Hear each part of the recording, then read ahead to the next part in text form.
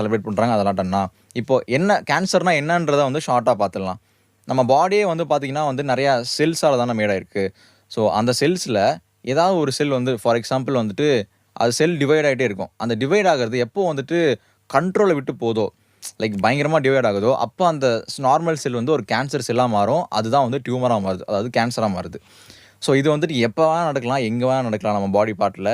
ஏன்னா வந்துட்டு இப்போ இருக்கிற இந்த ஒரு உலகத்தில் வந்துட்டு எல்லாமே கிட்டத்தட்ட பொல்யூஷனு, எல்லாமே கெமிக்கல் ஆகி போச்சுங்களா. ஸோ அதனால் வந்துட்டு நம்ம தான் வந்துட்டு டெய்லியும் வந்துட்டு எந்த விஷயம் பண்ணாலும் ஃபுட்லேருந்து, ஏர்லேருந்து, குடிக்கிற தண்ணியிலேருந்து எல்லாமே வந்துட்டு பொல்யூஷன் ஆகிடுச்சு இல்லையா.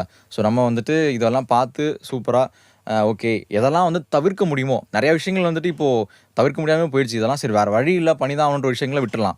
பட் சில விஷயங்கள் நம்ம வந்துட்டு நினச்சா தவிர்க்கலாம் இல்லையா. ஸோ அந்த மாதிரி சில மேட்டர்லாம் இப்போ நான் ஒரு லிஸ்ட்டு போட்டு வச்சுருக்கேன். அதை பற்றி ஃபஸ்ட்டு பார்க்கலாம். முதல் விஷயம்